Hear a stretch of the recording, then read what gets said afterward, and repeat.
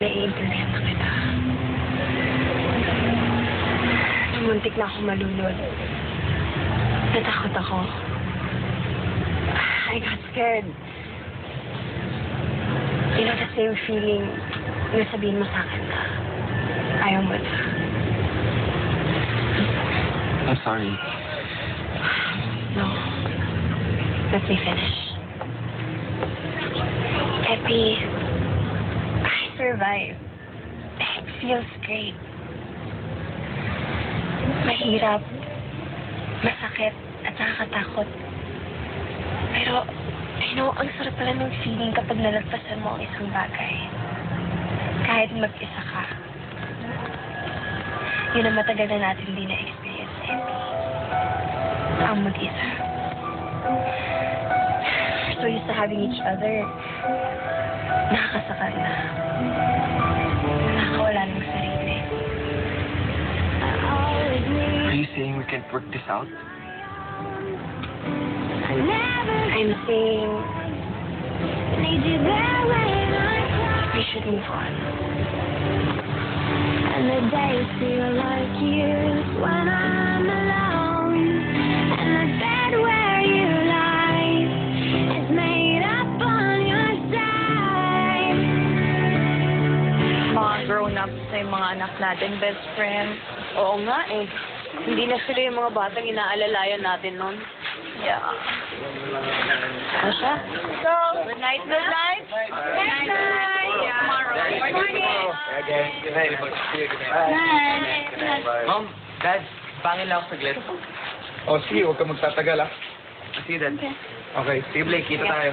Now, let's go sleep.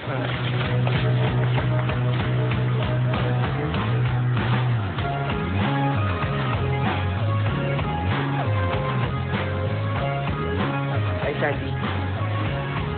Mag-isa ka lang? Yup, nagbabaon lang ng quiet moment bago bumalik ng Manila. Babalik ka Manila? Kami rin eh. Talaga? Eh, paano si Wave? Di ba dito siya nagtatrabaho? Not anymore. Siyempre, mas importante pa rin ang family, kaya he's coming with us. Good for you. Not so much. Bakit naman? Kasi hindi ko pa alam yung number mo eh. Paano kita mag-text sa Manila? Sa akin na lang yung cellphone mo. Nalagay ko number ko. Ayan lang. Kunwari ka pa. Ito sinave ko na. I-call mo lang ako kahit text mo ako. So magre-reply ka? Oo.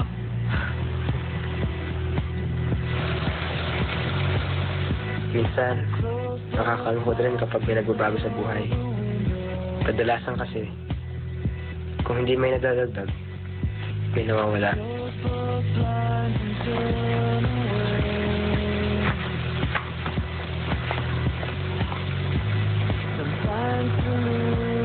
Katulad nito si Trisha, nawala ng fats. Pero bakit ganun? Sa puso ko ata lumipat. Para kasi may kakaiba akong naramdaman nung bumalik siya.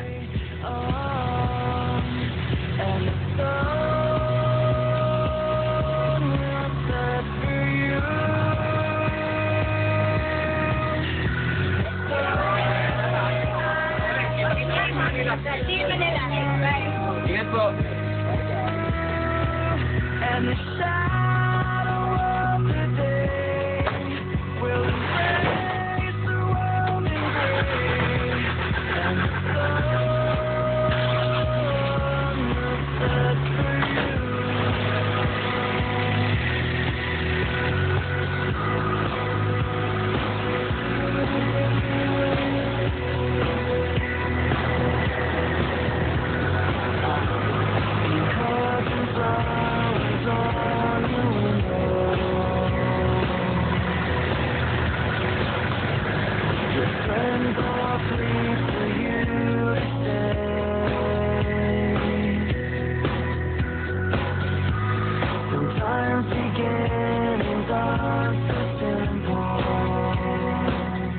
Pero may mga bagay na ata hindi nawawala kahit magkaroon ng pagbabago. Yung bang, alam mo nandiyan pa rin kahit pagbalik-balik ka rin ang sinelas. Mundo.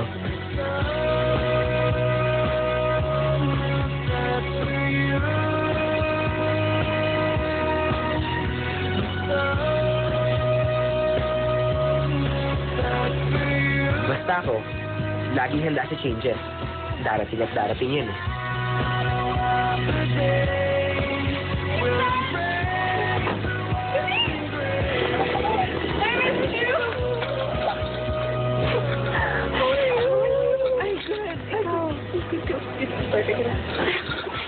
Wait lang.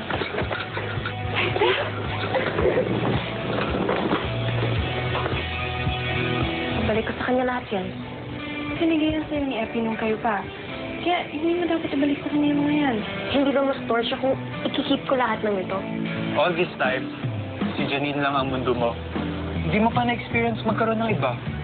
You need variety. Need more women. Hindi lang naman si Janine ang isda sa dagat eh. Hello, kuya? Bakit? Gusto mo si Clay? Oo, kuya. Mag-iinit ako sa lalaki niyan. Okay? Don't worry about me. Rima, meet Epi. Hi. So where do you wanna go? Ikaw. Go to the mall na lang. Salimig tayo. Ang init eh. Lady Boutique to eh. Ano ginagawa mo dito? Nasasama mo ba ako? Well, I just broke up with my girlfriend. You look like you're a good man. Hindi ikaw yung type ng lalaki na papayat-payat ng babae. Taga dito ka ba? Oo, bakit? Taga rito rin kayo? Yeah, dito ako titira sa bahay ng pinsan ko. Shannon, si Blake. Hi, Blake.